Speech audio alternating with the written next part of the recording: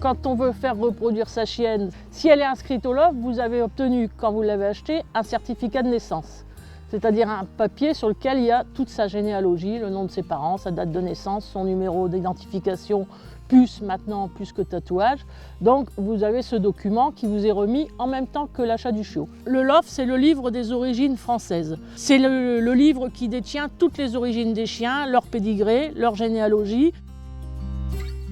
Quand on acquiert un chien au LOF, si c'est marqué braque allemand, on est sûr que c'est depuis X générations du braque allemand. À ce sujet, depuis quelques années, les éleveurs sont bien aidés puisque maintenant on a l'identification génétique par l'ADN. Donc l'ADN, on fait une identification génétique qui est tout à fait basique, c'est un test buccal, mais ça permet, c'est inscrit sur les certificats de naissance, sur les pédigrés, donc sur le LOF qui est tenu par la Société Centrale Canine. Depuis quelques années, le LOF est encore plus pointu et il n'y a vraiment pas de possibilité de se tromper sur le pédigré des chiots. On prélève l'ADN des chiens, donc ils sont identifiés génétiquement, ce qui fait qu'un chiot, si on a l'identité génétique de papa et de maman, il suffit de faire le test au chiot pour être sûr à 100% qu'il est bien issu des deux parents qui sont sur son pédigré.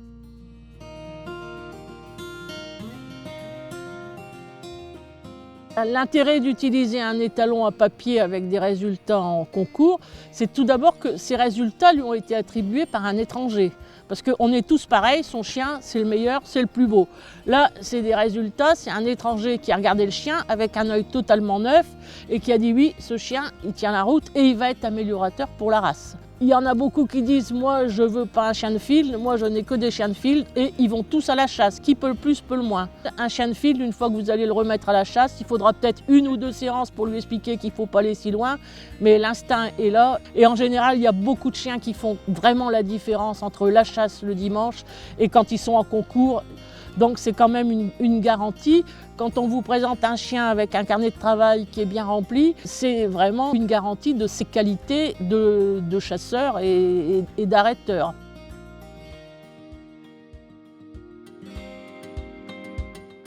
Pour choisir un mâle, même topo que pour la chienne, première chose primordiale, la confirmation. Puisque si la chienne est confirmée et que le mâle ne l'est pas, on ne peut rien inscrire au LOF. Donc c'est la première condition.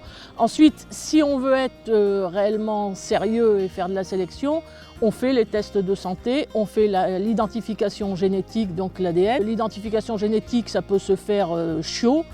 Il suffit que le chien soit identifié, c'est un simple prélèvement buccal, c'est indolore. Et il suffit quand on va chez son vétérinaire pour une raison quelconque de demander que ce soit fait. Si vous ne savez pas quel mâle prendre, il y a le club de race qui peut vous aider et qui est aussi là pour ça, pour vous conseiller selon votre chienne, selon les lignées. Il y a un deuxième outil qui est fait par la Centrale Canine, qui est en ligne et disponible pour tous, qui s'appelle LOF Select.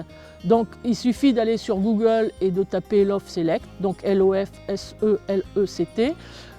Vous rentrez sur le site, vous rentrez la race de votre chien et après vous pouvez chercher un étalon. Sur chaque chien, il y a tout un tri possible à plusieurs niveaux. Vous pouvez tout savoir, son pédigré, ses résultats de santé, ce qu'il a déjà reproduit, tout est en ligne. C'est un outil merveilleux que beaucoup de pays étrangers nous envient. On peut simuler des portées, donc vous pouvez mettre le nom de votre chienne, le nom du futur étalon et voir ce que ça donne. Les portées sont toutes en ligne sur le site de la Centrale Canine.